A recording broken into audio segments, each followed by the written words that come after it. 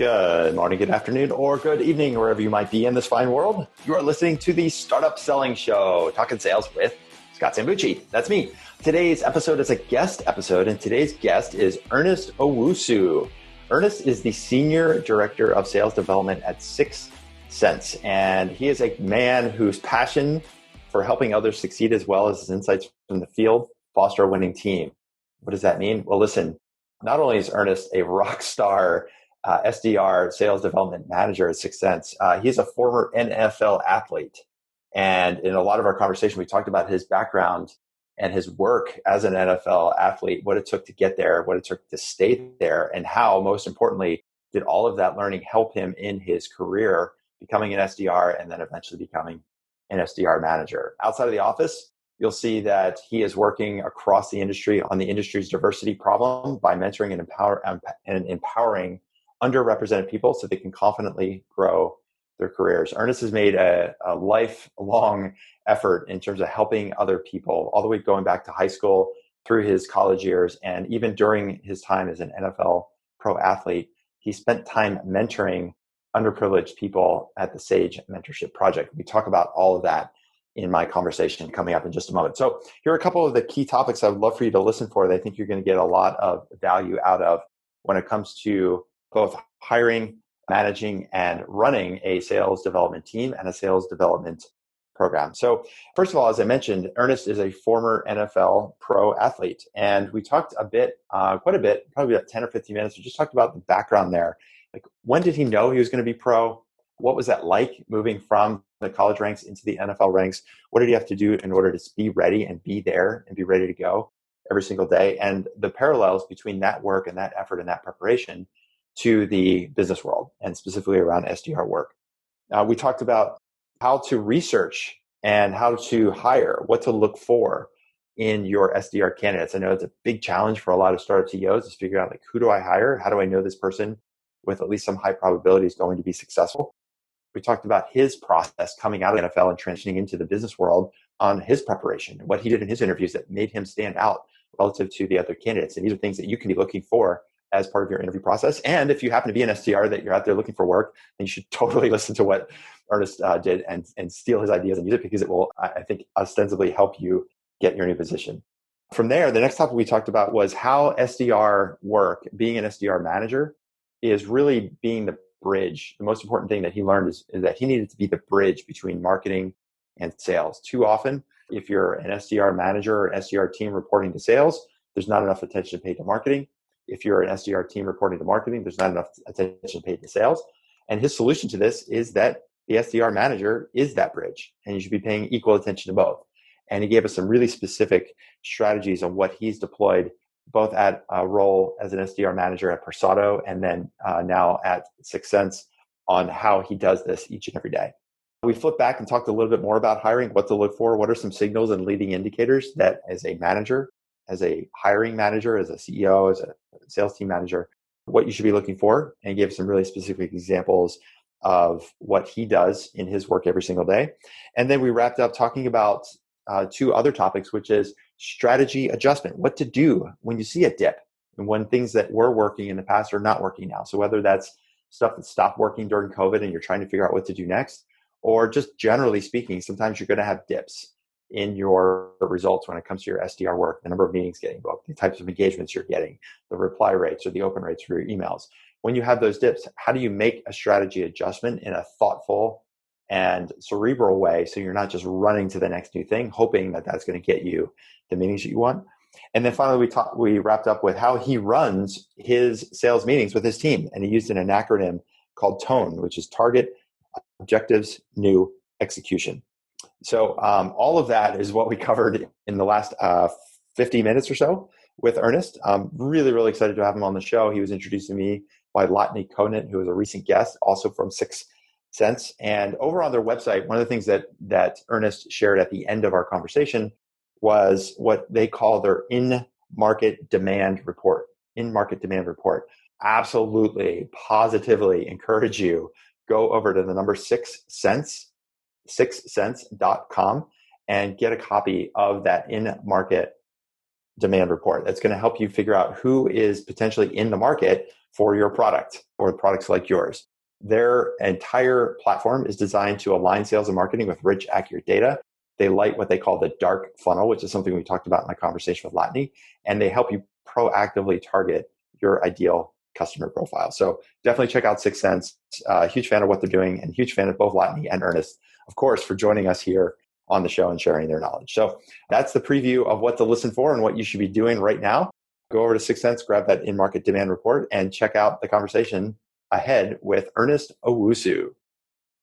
So I've got your bio here, and we have already kind of told folks what we're going to be talking about here because we they've already listened to the introduction. But I guess like the one place I always really like to start with people is when people say like, who are you? Like, what do you do?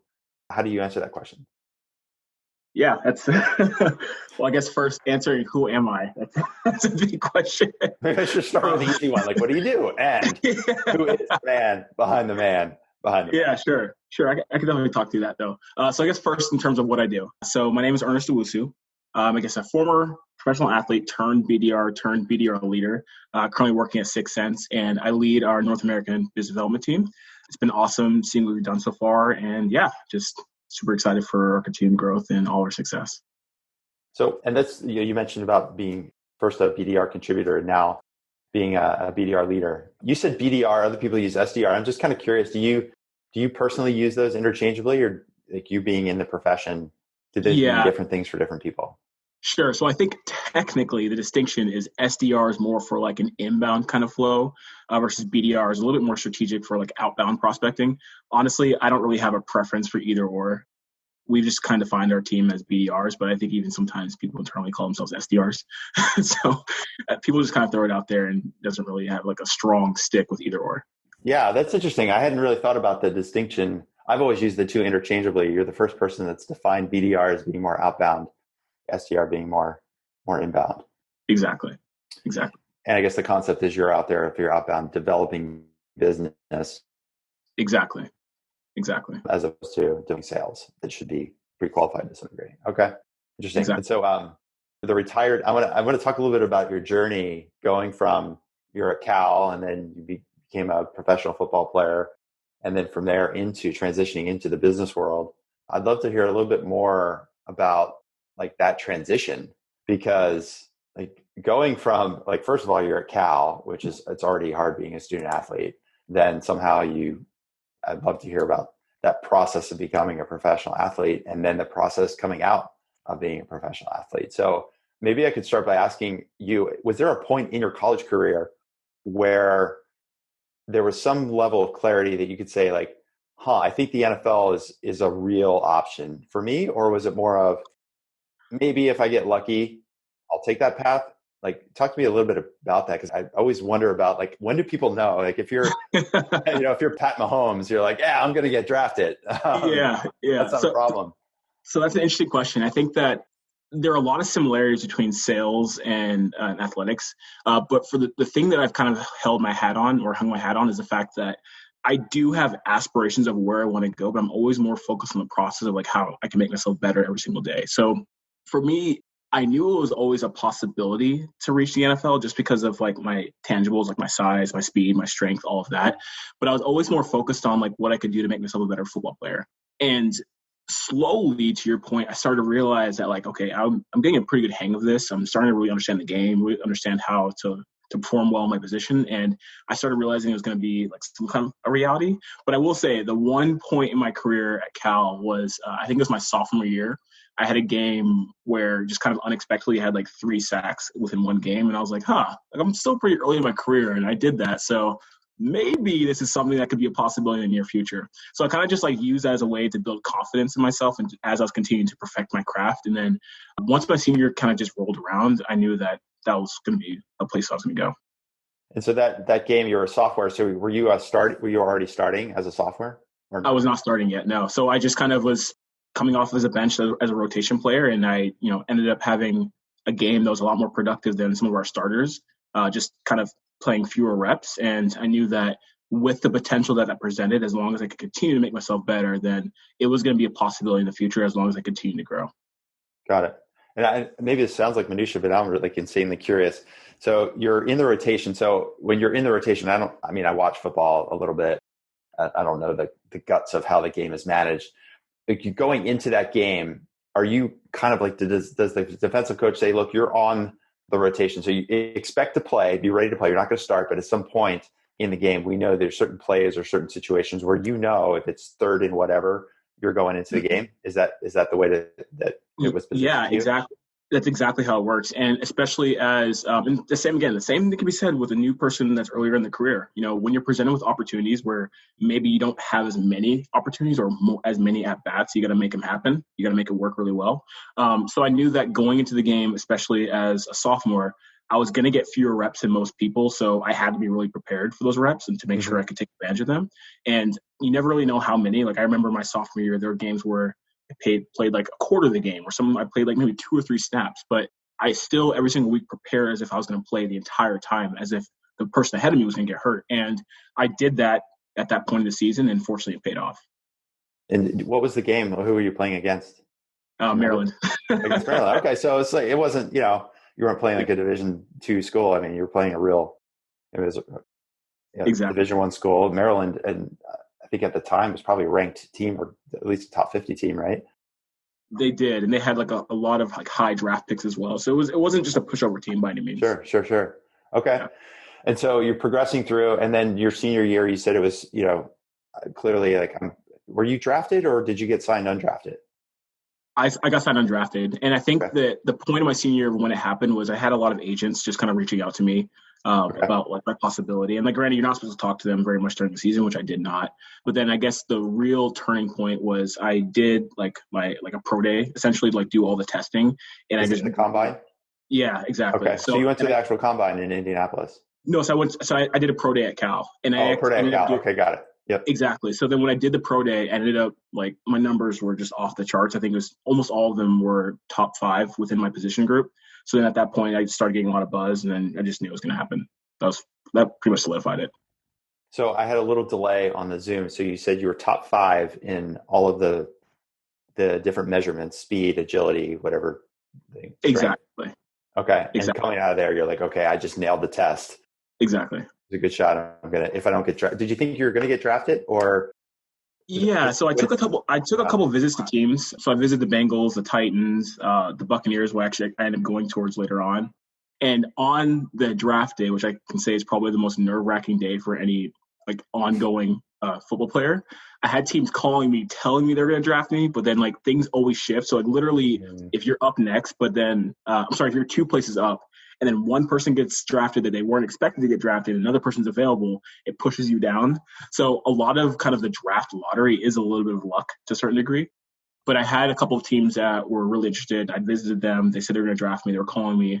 It just didn't happen. But the fortunate thing about that was after that was done, because I had so much interest, I could have basically chose which team I went to. And I chose the Vikings because they're a good organization, good defensive ends. Yeah, the whole 9 yards. So because you were highly rated enough to like you should get drafted. And if you're not, you're going to be one of the first people that gets signed as an undrafted free agent. Exactly. So I think I had, at the time, I could have chosen between, I think it was like 12 to 13 teams, something like that. But I already did my, like, same thing. I prepared. Like, I knew which teams I wanted to go to if they were, like, actually serious with me. And the Vikings were on the top of my list, so that's why I went there. So of all the places to go, you pick one of the coldest football teams. I mean, at least it's in a dome. But exactly. And the reason I'm asking these questions is because I do want to, in a couple of minutes, transition into a lot of these lessons as it relates to sales and opportunities. So the last thing I wanted to ask about it. So now you get signed and you're vying for a spot on the team. I knew you were on the practice squad with the Vikings as well as the Tampa Bay Buccaneers, right? Mm-hmm. Does it kind of like feel like starting over, like just like those first days at Cal, where you're like just trying to get that opportunity again? 100%. Every single rookie is the exact same as being a freshman in college. Like, the biggest distinction between a rookie versus like a 10-year vet is those 10-year vets may not be as athletic as you. They may not be as young as you. They may not be as fast as you, but their craft and their skill is so strong that like, even if you like physically can outperform them, they know the game so well that there's nothing that you can do. And again, kind of transitioning into sales, like that mentality, like there's a big difference from that versus how things were in college. But when I realized that, like, there were these vets, like Rondé Barber, for example, was 38 years old, and still like these 20, 21-year-old defensive backs, like they couldn't beat him. They couldn't touch him because he just knew the game so well. And a lot of that was attributed to the fact that he just every single day perfected his craft, trying to find ways to improve. And though he's going to be in the Ring of Honor, potential Hall of Famer, like even till the tail end, he took that really seriously. And that was a super exciting thing for me to see and like essentially try and input into my game. Yeah. I remember Jerry Rice towards the end of his career, he kept signing for, like, first he went from the 49ers to the Oakland Raiders, and then I think he went to the Seahawks, and then I think he even played for Denver at some point. Yep. But he kept going. He was like way into his 40s, and he was well known for like the amount of work he put in every offseason. And he got criticized, like, why would you keep playing? He's like, well, why wouldn't I keep playing? Love the game. And he's like, I'd rather have a 42-year-old Jerry Rice who knows every nuance about the game than some 22-year-old who's not going to take it seriously and just rely on speed. Exactly. Yeah. Exactly. Okay, great. Well, thanks. I know you've probably answered those questions 100 times or 1,000 times, and you're probably sick of talking about them to some degree as well. And the reason I wanted to ask this question is because, like, you started off as an SDR, so now you at some point you decided the NFL is no longer an option. Was that a conscious decision, or was it injury, or you just said like I've done the practice squad thing, it doesn't seem to be a path forward because now I'm 26 and too old? Yeah, it was honestly, it's funny because, a 26, 27-year-old is the same as like a 45, 50-year-old. And I guess, careful now, I'm 46. You're still young, but still young. No, I get it. But to that point, I had an injury, and that's kind of what sidelined things. When I got hurt, I guess you want to call it, I was damaged goods in the NFL. So though I had the skill, though there were teams that were still interested in me, no one was kind of willing to take a risk on me anymore because of the injury that I had. So at that point, I think I was 26, turning 27, realized that, though I had the skill and like I had all these intangibles that would make me effective, it was best for me to move on and try and figure out the next thing.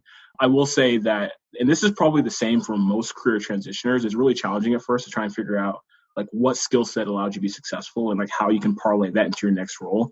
And I kind of struggled with that a little bit at first, but fortunately for me, I have like a really strong network of people from Cal, like everyone in the Bay Area, and I just started talking to people and learning what can I do right now to take away the skills that made me successful as an athlete and transition to something else.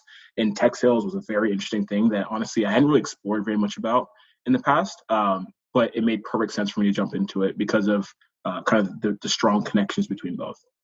Okay.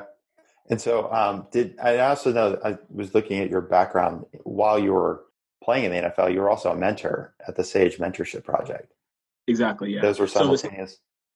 So the Sage Mentorship Project is basically there's a program at Cal where you can essentially go to certain schools within the Oakland area to just mentor kids, essentially tutoring, just really like one-on-one tutoring, more of like a mentorship of like being a role model for someone.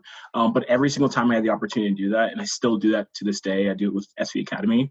I always want to try and find ways to kind of help people that maybe won't get that help. And the same thing as being a BDR and SDR, a lot of people have the ability to be successful and they just don't kind of really know how to start or where to go. And I've been fortunate enough to have people that have kind of shown me the way. And I want to make sure that whatever it is in life, whether it's through tutoring through the Shades program or through SV Academy, that I'm helping people grow their careers and get to where they want to go if they don't have the ability to learn how to do so. And did you choose the Sage program because it was affiliated or you had people from UC Berkeley? Exactly. Yeah. Okay. Yeah. Got it.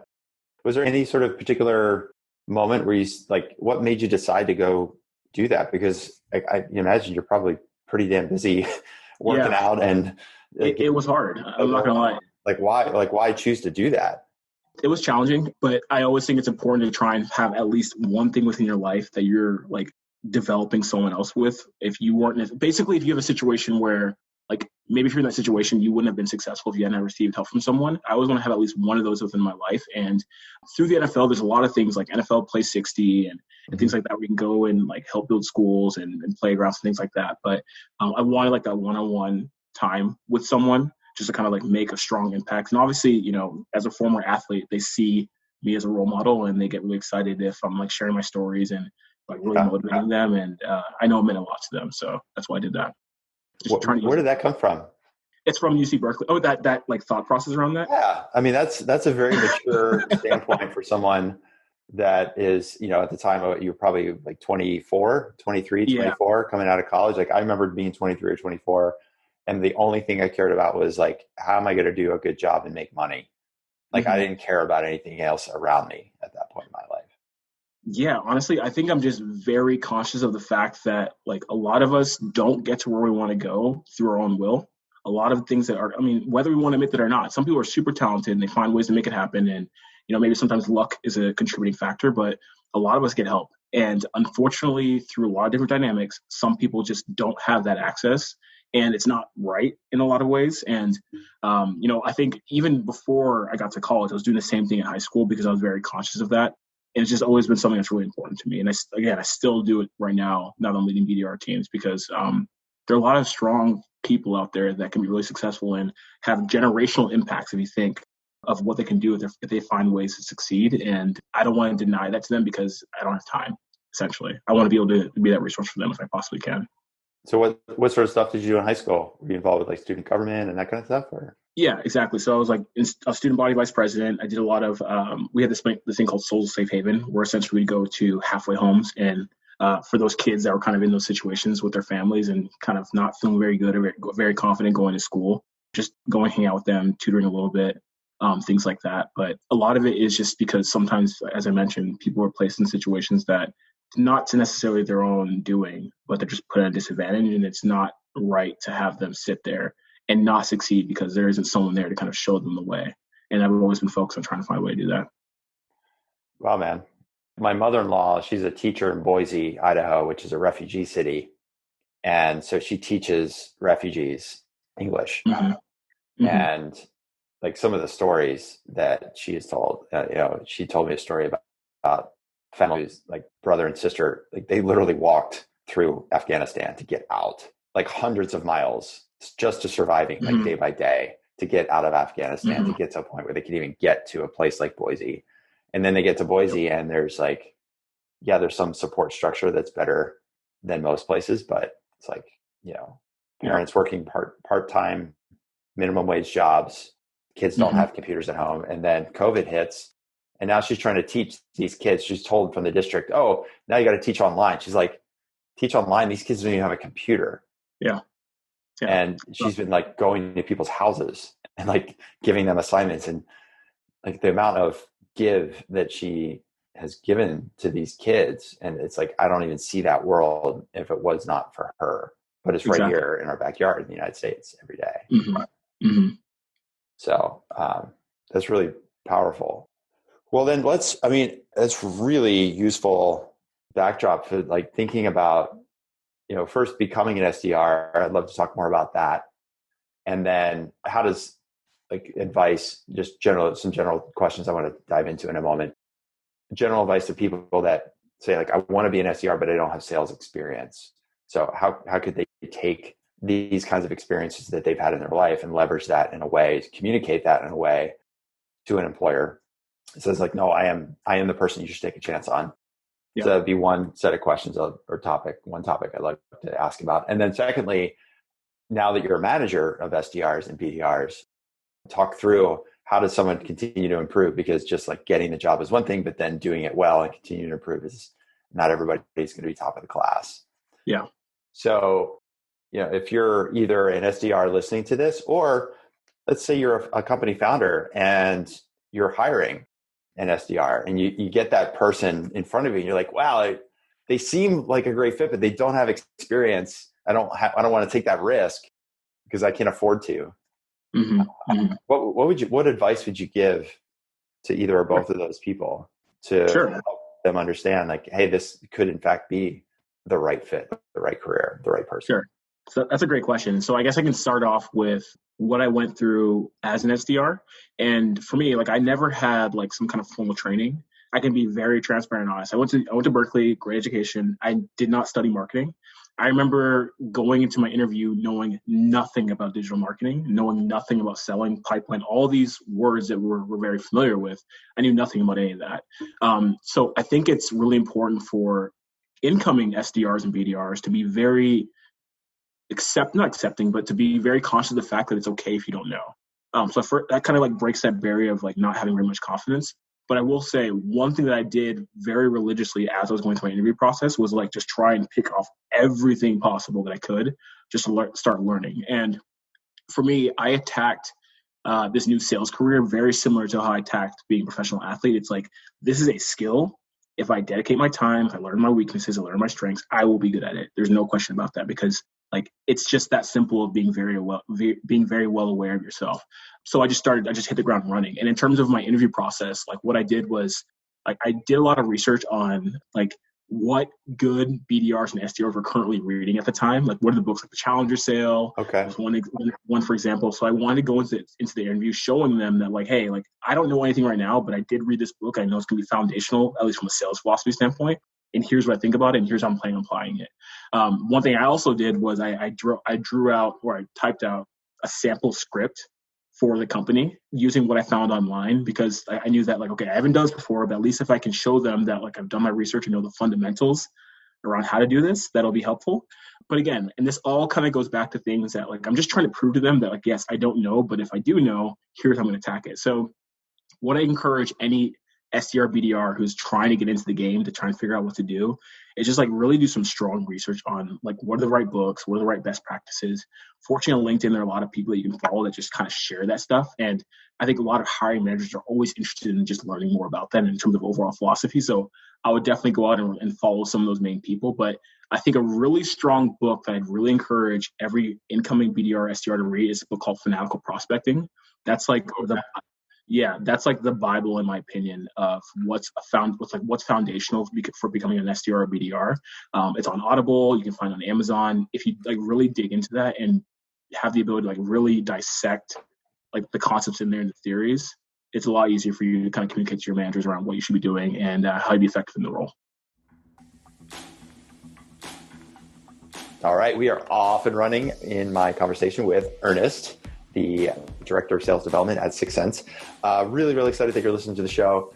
One of the things that brings me joy is being able to deliver this show. I love having these kinds of conversations with people, professionals just like Ernest, and then delivering that content out to you.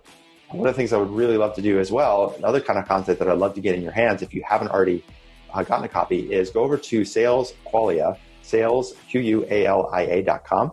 And right there on the homepage, you can download a full and complete PDF copy of my latest book called Stop Hustling, Start Scaling. The subtitle of that book is Ramp Up Your B2B Startups Repeatable Revenue with a Q Framework. If you haven't gotten a copy of this book, you got to get a copy of this book. Every single week, I'm getting emails from people that have downloaded and read this book and implemented what's going on in this book. And I'm 100% sure that if you're running a startup and you're trying to build a repeatable sales process, then this book will be one of the keystone resources that you can use. So go check out a copy, pop in your email address, we can send that to you.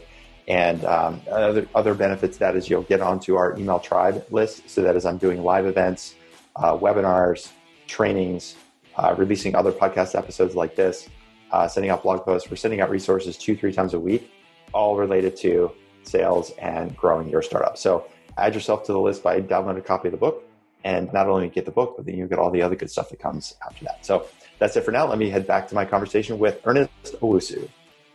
Yeah, that I just looked it up. I've heard of that book, but I couldn't remember the author. But then I just looked it up. It's Jed Blount who wrote that book, and he's a fantastic sales trainer and has done some really good work over the years. I followed his work and I know it, so I like attest to the fact like, yeah, this is a good book. What I love about what you just described, this idea of being like really proactive. Like number one, obviously, if I don't know anything about sales, I should probably go read books. That's just like an easy filter. And again, it's like if I'm interviewing somebody who's more junior, doesn't have experience, that's an easy question. Like, tell me about the last sales book you read.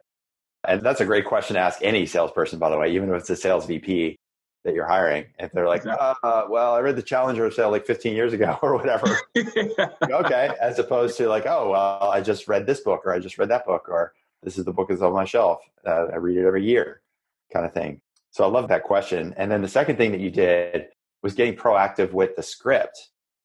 How did you come up with that idea? Was that just, did somebody share that with you, or you just decided this is something I should do? Just thought I'd do it. Because again, like I'm selling myself. So like, I know that I don't know how to call. I know I don't know how to email, all of that stuff. So let me at least show the framework around how people do it and try and twist into the company and then just see what happens. Yeah. Well, and the reason I like that approach is like there is so much data information out there. It's ridiculous. Like you go to outreach.io or Mm-hmm. their website or SalesLoft and download any white paper and you go to their blog post and they have all the cadences. If you're interviewing for an SDR job, it's stupid simple to go do that, do exactly what you just said, Mm-hmm. to the point where I'd almost expect somebody to walk into the interview with that. Yep. Exactly. Uh, Exactly. and then being able to show the nuance, show that you've done the research. I actually just taught a 3-day seminar class. It was a master's degree program on sales. And one of the assignments I gave them was, because none of the people in there had done sales, they're all in a marketing program. So I'm Mm-hmm. like, I want to get you to like really get sales. And the assignment I gave them was build a multi-touch, omni-channel outbound sequence for a specific company across different buyer types. So they had to like pick a company, research different, like who's the CEO, who's the CFO, who's the head of marketing, whoever. Mm-hmm. And then they had to build a script using emails and LinkedIn's and phone scripts. And it was really amazing to me. Like all I did was give them that assignment. I spent 15 minutes describing it and gave them a few resources, but probably like half the class, they were like, they freaking nailed it. They really nailed it. And it's like, wow, like this is so teachable. It isn't like, yeah, there's a lot of nuance. Like I was a little worried, like, man, like what's going to be like when I have to grade these things? How bad is it going to be? Yeah. But turns out they were like really freaking good and they loved it. They're like, man, like I never researched this company this way. Mm-hmm. And Mm-hmm. that's a huge opportunity. And even again, as if I'm hiring, you can like pay somebody a project, Yep. pay a candidate. Like, hey, I'll pay you, spend 4 hours on this, no more than 4 hours. I'll pay you $50 an hour. This is what I want you to do. Here's our target account. I love that. Back to me with a script. Yeah. That's awesome. Love that. Okay. So then you get, how many interviews did you do before you landed? And is 6sense your first? It was Persado. It was a company called Persado, which is Persado. Here it is. Yeah. Forget about that. Exactly. Yep. So Persado, they basically sold to B2C email creative. It's not just email creative, but overall email copy in general for marketing. Yeah, that was the first one. But I guess in terms of the interview process, I interviewed with Salesforce, a company that's no longer, I think it's defunct, ToutApp, as well as Persado. Yeah, I know that company. Exactly. And I loved Persado. I loved the product they were selling, the vision, and though I was progressing with those other three, I was like, I want to like sink my teeth into this. And I was there for about 4 years, so it was awesome. Yeah, and so you start off as SDR, account executive, sales development manager, director of sales development. Exactly. And so you went from, and this is an interesting question as well, because we get this question both from SDRs, like what's the career path, but also from managers, CEOs or founders that say, I'm going to hire an SDR so they can be my future account executives. But that doesn't always need to be the path. So was that a conscious decision that did you go into? Yeah. So your work thinking, well, this is it's really just a stepping stone to becoming an account exec, or was that a situation where it just presented an opportunity? You said, yeah, let's do that. Exactly. Yeah. So honestly, the transition from being an SDR to an AE, I think most SDRs, at least most like goal-oriented SDRs, like that's what you naturally want to do. And honestly, like I still love selling. Like I think being an account executive is like an awesome job. I love closing business. I love I didn't like legal very much, I'll be honest. What was that? I didn't like legal very much, I'll be honest. Oh, well. Yes. But I loved everything about it. But I will say that when the opportunity presented itself to lead teams, kind of going back to like my personality, my core of like helping people, I just knew that I had to do that. And once I realized that, especially with the SDR, BDR role, that this is very much like a breeding ground for people's overall sales careers, or even things after that, if they don't want to get into sales. Knowing that I can make a really big impact on people and just kind of watch them grow and helping them get to where they want to go, that just is easy for me to make the adjustment. I still do miss selling, I will say. But I'm much more fulfilled by managing SDR teams. Yeah, I personally, and I've done some of this analysis myself. Like if I have a couple hours of time, I freaking love prospecting. I do too. Like I love like if I can't do it now, but I used to go to Phil's Coffee almost every morning, and on Fridays in particular, I'd get there at like 6 a.m. and I would crack open LinkedIn. And, I'd been sending connection requests to people and people that connected with me. I started a little conversation. I'd have like 3 or 4 chats going. at one time. I'm like chugging my coffee in Phil, people asking about their company. Why don't we hop on a call? Or how about I send you this podcast? And I'm just like, I love this. I'm like in the zone. And it's just so much fun because it's like, I don't know if it's getting from the idea of going from like zero to something. You're like, oh, here's a person, doesn't know who I am. I'm going to go from that to like getting on a call. That's like pretty cool. I completely agree. And that's why I love it too. It's funny because sometimes you'll see former SDRs who are now AEs who are kind of like, I don't like prospecting very much. And I'm just like, I don't know how that happens. I love it. I've always loved it. And I don't see how I'll stop. It's a game to me. It's so much fun. Yeah. Because I also think back I was head of sales at Blend, and like the first, we had no list, we had no sales. It was just like, we have this product, we think, you go sell it. And I'm like, okay. So I'm like on LinkedIn sending emails, and I'm like, oh, I'm going to go travel to this conference. So I'm like sending messages, trying to book meetings for the conference. And you go from like zero to showing up in LA with like 12 meetings booked over 2 days. Exactly. Like, that's pretty awesome. I agree. The amount of influence it takes to really earn somebody's time right now. I mean, I do like demos and later stuff, but I like the early stuff much more than I'm like you. Once it gets congested, then it's just project management. Exactly. So, that's cool. So now you're running sales, or you're running the sales development team there at 6sense. So let's just kind of keep turning it up a notch. So now you're managing a team. And so what have you found for you in your personal development? What were some of the like 2 or 3 like really specific new skills as you're stepping into that role, whether it was at Persado or now the work that you're doing at 6sense? Did you think like, okay, I gotta bone up on being a manager now? What were the first places that you went, like as a parallel question, were those the most important skills? So did you identify like, oh, I need to learn these things, but turns out they weren't as important as these other things down the road?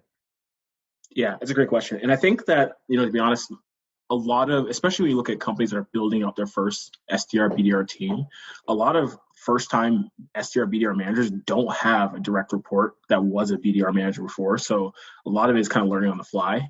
So I took a lot of the exact same principles that I did going into the BDR role and just kind of went out there and just learned as much as possible. Pros, or just reaching out to people on LinkedIn, finding books. I think Trish Bertucci's book, I think it's called The Sales Movement Playbook. I think it's what it's called. Trish is awesome. Her book was awesome. I have it on the shelf. That book was foundational for me because in terms of like your philosophy around recruiting, leading your team, career development, all of that, I had to learn it. It was all fresh. I will say the one skill that I was not prepared for, which is foundational for leading BDR teams, is like the cross-departmental collaboration. Because the reality is like BDRs are typically, or even AEs, or I guess I can see individual contributors are so aligned with their own individual department of like making sure that department is successful. But because SDR, BDR teams like factually sit no more, no less towards any direction, or in the middle between sales and marketing, you have to take care of both. And I think a lot of times, or at least was the case for me, because I was reporting to sales, I was kind of neglecting marketing a little bit. And if you do that, you're going to get burned. Same thing if you're reporting straight into marketing and you're not really caring about like the overall quality of pipeline you're generating and the conversion rates associated with that, you're going to get burned. So it took a lot for me to like kind of talk to my network and try and figure out how to make this work. But I really do feel that SDR, BDR managers are the glue between sales and marketing alignment. And people get really hung up on whether or not you should report to either or. But I just think that more SDR managers like really need to focus on the fact that like it kind of doesn't really matter because you actually report into both. Like similar to how you were as a BDR when you had 2 AEs, you now have 2 bosses essentially.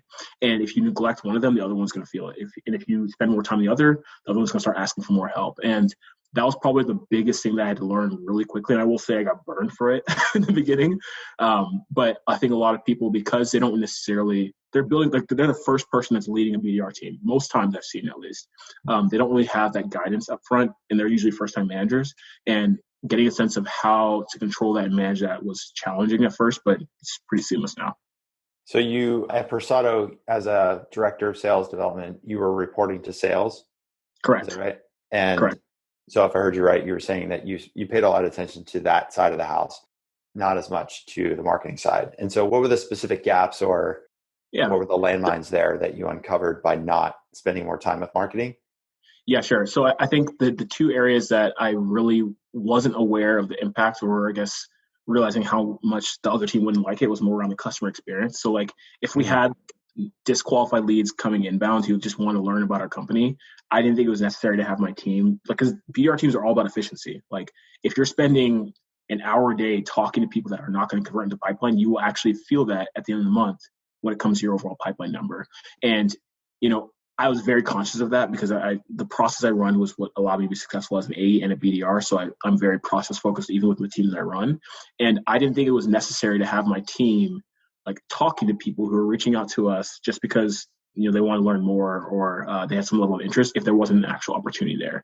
And that started to create a lot of friction between sales and marketing around like we're not following up on leads and we're not taking the marketing program seriously. And, you know, at the end of the day, the marketing team is there just to make us successful. And like everything they're doing is just for that. So if there is a scenario where maybe we were getting too many leads that weren't necessarily in the right wheelhouse, or there was some kind of issue where my team didn't have the ability or bandwidth to follow up on certain leads, that I should have communicated that and create a system to make sure that that was a priority. But that was like the biggest thing, is just realizing that like the marketing team is actually there to help me.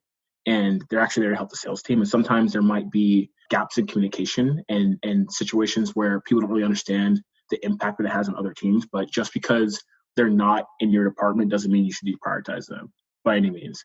So I learned that, and I've been very focused. And that was probably within the first like 4 or 5 months as a manager. And since then, it's been long in the past. But since then, like I make it very much of a priority to make sure that I'm taking care of both teams, because if you neglect one, then they'll feel it, and it can be a problem between the sales and marketing alignment. Yeah. So the scenario you're describing is, say, like the marketing team ran some kind of campaign, and then as the result of that campaign, it was either, you know, downloads of a white paper or people showed up to a webinar like, hey, great news, here are all these leads, and you got them. And then as your team was calling them, you realize like these are people, but they're not leads. They're not qualified. Exactly. And so you didn't at first have that feedback loop to go quickly and say, hey, listen, thanks for the leads. Here's where we're finding specific deficiencies in these leads. They're not warm enough, or they're the wrong people, or in the wrong segment, or something like that. Exactly. And I will say I'm probably a little bit spoiled right now because our own product like makes that really easy for us. Yeah. Just using like just be completely transparent. So like maybe I haven't quite fixed that problem yet. But I will say you gotta be careful with that kind of stuff. And I think the more important thing is just making sure that if you are a first-time manager in sales development or business development, that like you're actually taking care of both teams, and it's your job. It's your job because you're sitting in the middle of them. And I think a lot of BDR managers don't really own that, but they should. Yeah. And so what would be a process you'd recommend? Is that like something as simple as like a weekly stand-up with a marketing team and going through lead sources? I mean, that 100%. That's simple. Right? Yep. So what we do at 6sense, and we implemented in my previous company as a result of that, was first and foremost, we have a marketing meeting between BDR managers and marketing, talk about all key programs we're running to make sure everyone's aligned on what we want to do and how the BDRs are going to follow up. Then later on, the end of the week, after we've all kind of got on the same page with it, then we all get together and present to the BDRs as a unified front of here's what's going on, here's what you have to do, here's what we're expecting of you, here are the goals associated with each program, just so we can all kind of be aligned and march towards them. But again, that was something that I learned the hard way in my previous company, and I fixed it. But again, same thing as I just mentioned earlier. It's a lot easier here with our product. But yeah, that's the main thing with that. So that's like your standard, you know, showing them the forest from the trees. And I'll put my own prospecting hat on. Like if I'm an SDR, like obviously, like I got to sit down, I got to do my 50 dials or whatever, you know, the number is for the day. And you're like, I got to get in that groove, and I get my head down, and all of a sudden I wake, you know, it's 3:00 in the afternoon, and I did my thing, or I'm behind and I got to do a bunch more before 5.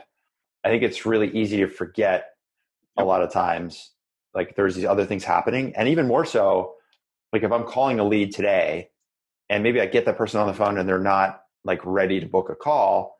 If I know, you know what, gosh, like I just learned the marketing team is doing a webinar in 2 weeks. Then I've got that as like a backstop to go, you know, I totally get it. You're not ready for a demo, but here's what I think you would really like. Like our, you know, Latney is going to be doing this webinar in 2 weeks, and she's fantastic. And I think you're going to learn a lot. And who else in your team should I invite? because now I have context for like what else is available to me as an SDR is almost like a toolkit that I can whip those out. It's like if I'm Batman, I've got like this belt and that, this tool and that tool. Exactly. And that's what it's all about. Like just making sure that as your manager, you're well aware of everything going on. You all agree on how it should be like worked based upon like the goals you have, and then equipping the BDRs to them and just kind of holding them to it. Not all teams do it, but you definitely should. And again, not to shamelessly plug our product, but it makes it a lot easier just because we know like how serious the company is and wanting to talk to us, and it's data driven around why the team should be following up with them. So yeah, a little spoiled on that, but yeah. Well, and I just like that flow because like you said, it solves the problem of, okay, I'm an SDR. I get this lead from marketing. I call the person. They're not ready for a demo. And immediately I might say, oh, that's a bad lead. Well, It's not a bad lead. It's just not a ready lead. So if you ever use the old popcorn poppers, like not all of the kernels pop like the minute you put it in. Like some pop immediately. And then even after you turn the machine off, there's always like 2 or 3 more that pop. You're like, whoa, because of the heat. Exactly. It takes long enough time to every kernel is a little different. So if I know, okay, this one's maybe not a bad lead, they're just not a ready lead, then I can recycle that back into marketing. And I'm actually doing myself a favor because it's better for the prospect because they don't feel like I'm pushing them into a demo. It's better for marketing because now we're leveraging the work that they put in.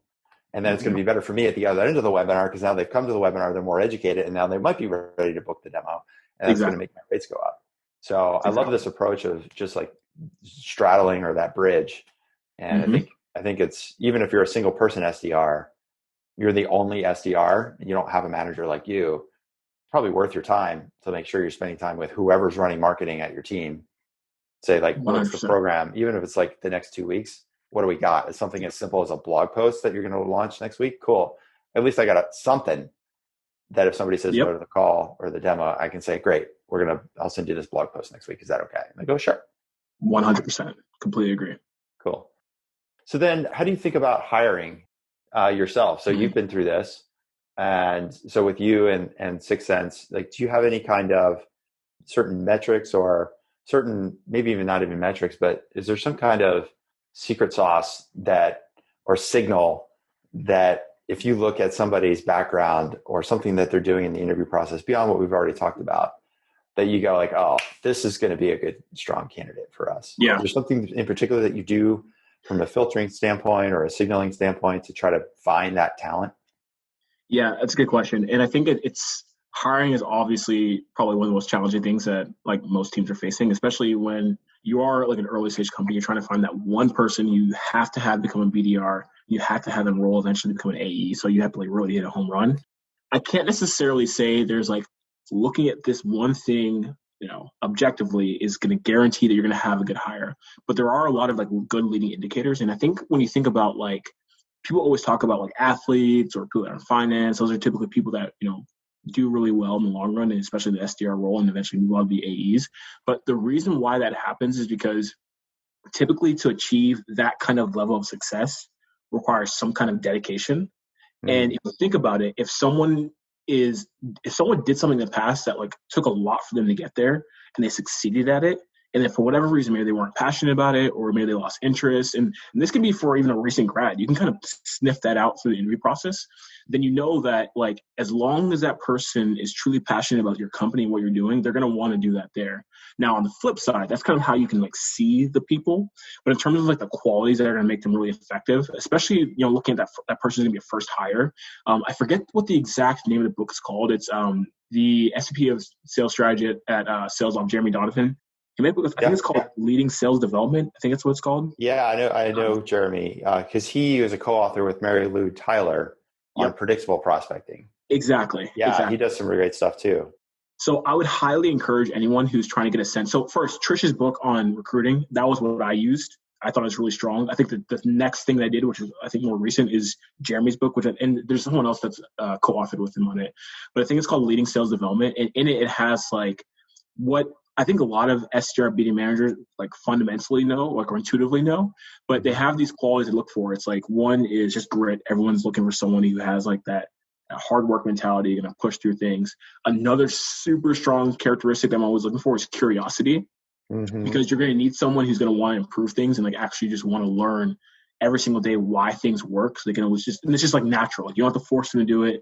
Like they're just naturally going to do that. That's another one. I think it's called general mental ability. It's just like basically, is this someone who can like analyze an account, think strategically, essentially build a really strong value prop based upon that. And the last but not least is like is conscientious, like having some kind of growth mindset. So all that's kind of listed out in his book. And that's kind of like, when we think of our 6 Sense BDRs, even what the model we kind of built out of my previous company, Prasado, like those 4 qualities are like what we really looked for. And I think that at the very least, looking for a profile where their previous history, whether they're a recent grad or not, demonstrates some kind of dedication to their career. And then after you've kind of filtered that out, then taking a look at like, okay, like how does this person think and how is that going to transition to what we're doing? That's like, in my opinion, the recipe of what makes someone a really good SDR, BDR. So I think a lot of people are so focused on, okay, if I have to hire my first SDR, I want someone with good experience. I want someone who's done it for a year or 2 ago, which is great. But like, that's not necessarily an indication of whether or not the person can be dedicated. Like it might be, there might be some other things in their past that will demonstrate that, but you want to find like that true dedication to like growing in a certain path and watching themselves succeed on that. And then if they have that, then you pull back and look at like, how does this person think and like how they can apply it to the SDR role. And that's kind of what I've noticed is like, I guess in my opinion, like the secret sauce, if you want to call it. But even in that, it's still challenging. Even if when you know it, like some people just interview really well. Like they just interview really well, and it's kind of tricky at times. But like I still consistently say that the ones who perform well, they have those kind of qualities, and it's usually not a surprise if you still see it when they join your company. Yeah, those are really great frameworks. I like the grit piece and the curiosity piece a lot. One of the things we do and we encourage our clients to do as part of a cover letter, this is in the job posting.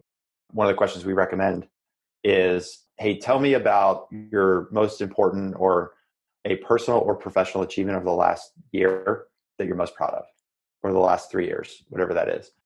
And I've gotten some remarkable answers to those questions that I never would have gotten just from a regular cover letter or a resume. Like the woman who runs operations for us, she's like, well, this wasn't in the last year, but my husband and I hiked the entire Appalachian Trail.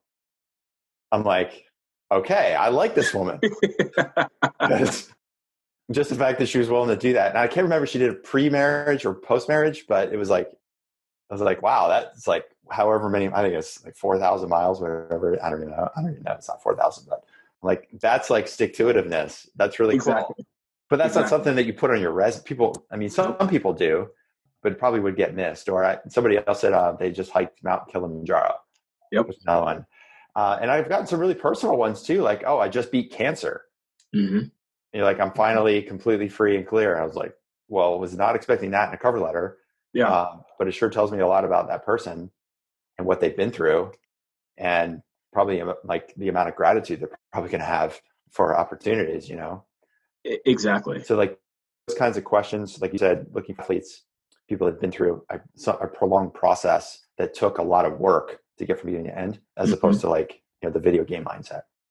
Exactly. And to your point, like sometimes just purely looking at a resume, you're not going to be able to cover that. Like some people might include that in the resume or a cover letter, but not everyone will because they're trying to like follow some kind of script. But if you see that, then that's usually some kind of sign you should follow the breadcrumbs to, because that person is going to, because being an SDR is a hard job, you know, and like granted, after your first like 3, 4, 5 months, you can probably get into a really good groove and like know how to do it really well. But getting to that point, it's challenging, and you need someone who's going to be one to stick it out and know that at the end of the day, there's a light at the end of the tunnel.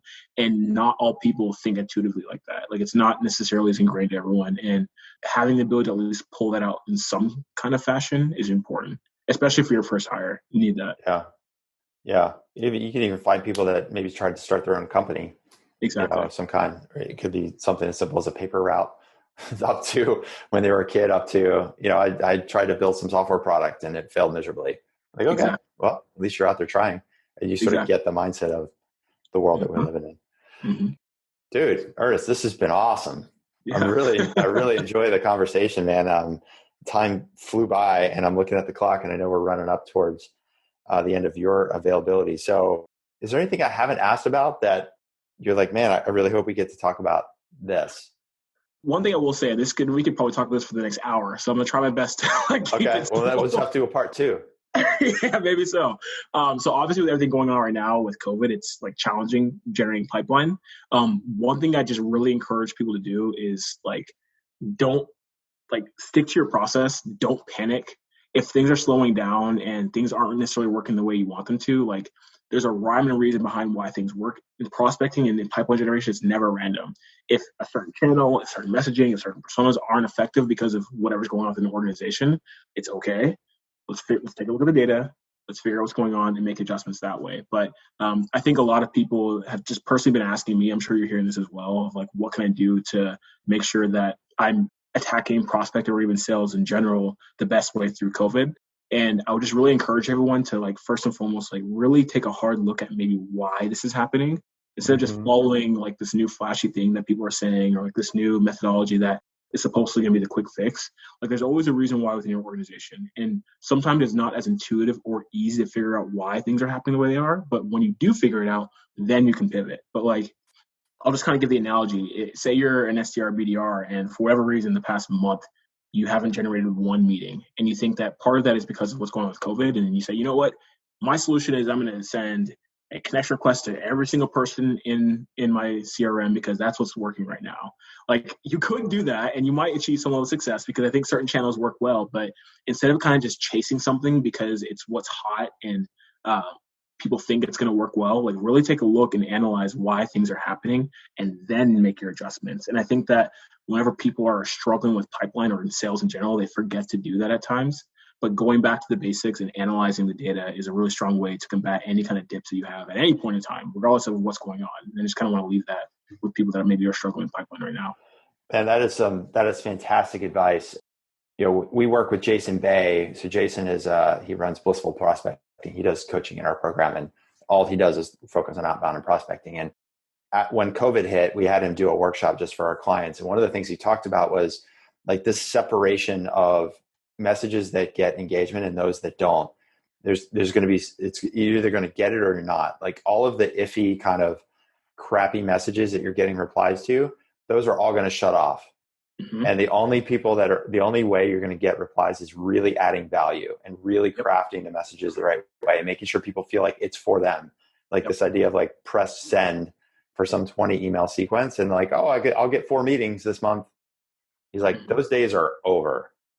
And the most important thing you can do when you see this dip is say, okay, what's the real opportunity here?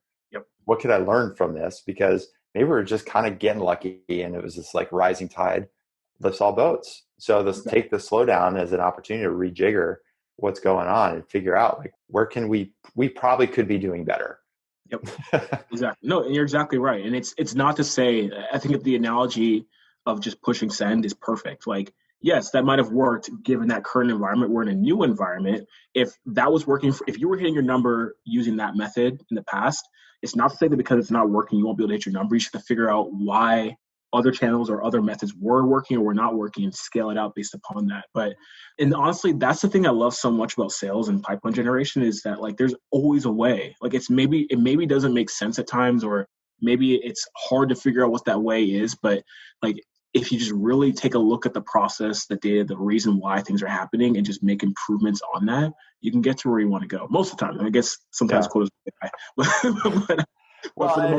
you're right. I mean, it's also about like some level of conscious experimentation. So like early this morning, I was on a call with a founder and like he's based in Iceland, sells into Europe, and things are like naturally slow in the summer already because they're much better about vacations.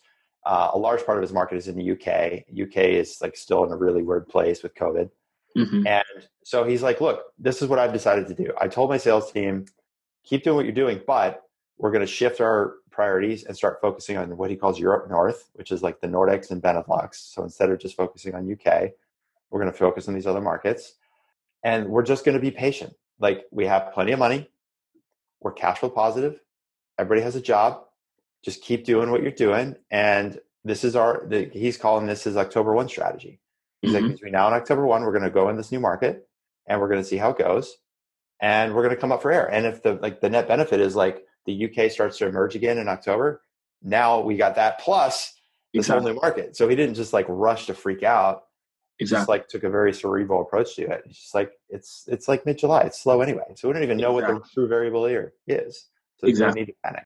And on that note, one thing I will say too, with BDR teams, one thing that we incorporate, we have this acronym of kind of we run our team meetings. It's called TONE. It's like targets, objectives, new, and execution. The new portion is basically every single week, someone on the BDR team kind of shares across the team, like what are the new things that they're trying, why are they trying it, and what are the results. And that informs like our scripts, our videos, our cadences, everything, because you want to always be in a constant state of learning and making sure that you're like figuring out why it's happening and then implementing across the board. So I would always encourage all BDR and all BDR SDR teams to make sure that you have something that you're testing out, but not make it random. Like I'm testing this subject line out because our open rates aren't good. I'm testing the CTA because I'm not getting responses. I'm testing this channel because maybe my spam rate is low and I have to try and figure out it's high, so we may have to try and find a way to go after a different channel. But like be intentional with your tests, know why you're doing it, and see the results and implement it across the board if it's effective. Dude, you're bringing the heat today. I love it. I don't want to stop, but I know we need to. So where can people find you? Where's the best place if they want to learn about 6sense or connect? Yeah. Help? Sure. So LinkedIn's the best. Please feel free. LinkedIn.com. I think it's Ernest Owusu is my URL, but Ernest Owusu, there aren't many Ernest Owusus out there. So just find me. And we'll have a link to it in the show notes. But yeah, Ernest, Ernest, no A. Exactly. Ernest, and then Owusu is Owusu. Correct. Yes. And also, I guess, in terms of what we're doing at 6sense, if anyone's interested in what we're doing, we actually have this really cool thing on our website called an in-market demand report. I think intent's a super hot topic right now. We could basically, if you fill out the form, we can show you what companies are doing research on your brand, on particular product keywords, just kind of give people some quick wins if they're trying to find ways to generate pipeline. But it's been awesome seeing what we're doing at 6sense, and just want to share that if anyone's interested. And that in-market demand report, is that like right from the homepage? Yep. If you go on the homepage, there's a section in there, I think under resources. Okay. You can find that. So, yeah. Cool. We will be sure to put a link directly to that as well. Cool. Dude, so glad Latin put us in touch. Thank you. It's so generous with your time and your knowledge. I would love to do a part 2 sometime soon. I would love to do it in like Q4 of this year to see how the winds have changed. I would love that. Mid-summertime. But thanks so much for being wonderful here on the show. Looking forward to the next conversation, Ernest. We'll talk to you soon. Awesome. Take care. All right, man. See ya.